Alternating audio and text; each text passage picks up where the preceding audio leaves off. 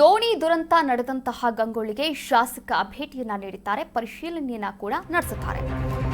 ಗಂಗೊಳ್ಳಿಗೆ ಶಾಸಕ ಗುರುರಾಜ್ ಗಂಟಿಹೊಳಿ ಭೇಟಿಯನ್ನ ನೀಡಿದ್ದಾರೆ. ದೋಣಿ ದುರಂತ ನಡೆದಂತಹ ಸ್ಥಳಕ್ಕೆ ತೆರಳಿ ಪರಿಶೀಲನೆಯನ್ನ ಕೂಡ ಮಾಡ್ತಾ ಇದ್ದಾರೆ. ಸ್ಥಳೀಯ ಮೀನುಗಾರರಿಂದ ಮಾಹಿತಿಯನ್ನ ಕೂಡ ಪಡೆದಿದ್ದಾರೆ ಶಾಸಕ ಗಂಟಿಹೊಳಿ.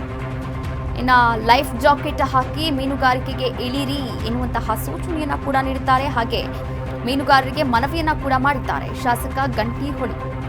ಉಡುಪಿಯ ಗಂಗೊಳ್ಳಿ ಸಮುದ್ರದಲ್ಲಿ ದೋಣಿ ದುರಂತ ಸಂಭವಿಸಿದೆ. 3 ಮೀನುಗಾರರು ಮೃತಪಟ್ಟಂತಹ ಘಟನೆಗೆ ಸಂಬಂಧಪಟ್ಟಂತೆ ಇವತ್ತು ಸ್ಥಳಕ್ಕೆ ಬೈಂದೂರು ಶಾಸಕ ಗುರುರಾಜ್ ಗಂಟಿಹೊಳಿ ಭೇಟಿಯನ್ನ ನೀಡಿದ್ರು. ಈ ವೇಳೆ ಸ್ಥಳೀಯ ಮೀನುಗಾರರೊಂದಿಗೆ ಶಾಸಕರು ಸಮಾಲೋಚನೆಯನ್ನ ಕೂಡ ನಡೆಸಿದ್ರು. ಹಾಗೆ ಸಂಪೂರ್ಣವಾದಂತಹ ಮಾಹಿತಿಯನ್ನ ಕೂಡ ಪಡೆದುಕೊಂಡಿದ್ದಾರೆ. ಈ ವೇಳೆ ಸುದ್ದಿಗಾರರೊಂದಿಗೆ ಕೂಡ ಮಾತನಾಡಿದ್ರು.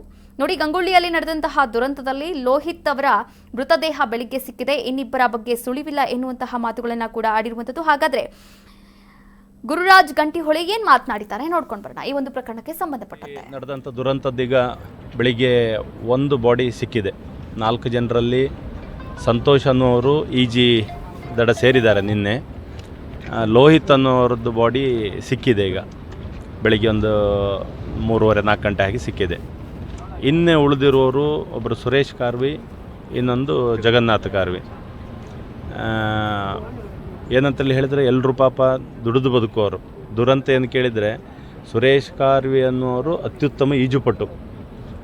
ಆದರೆ ಮೀನುಗಾರರ ಸ್ವಭಾವ ಹೇಗೆ ಕೇಳಿದರೆ ಇನ್ನೊಬ್ಬರು ಜೀವ ಉಳಿಸೋದು ಫಸ್ಟ್, ಆಮೇಲೆ ಚಂಜು. ಇದು ಮೀನುಗಾರರ ಸ್ವಭಾವ. ಬರೀ ಅವರು ಅಂತೇಳಿ ಆಗಿದ್ದರೆ ಇಷ್ಟೊತ್ತಿ ಸುರೇಶ್ ಕಾರ್ವಿ ನಮ್ಮ ಎದುರಿಗಿರ್ತಿದ್ದು.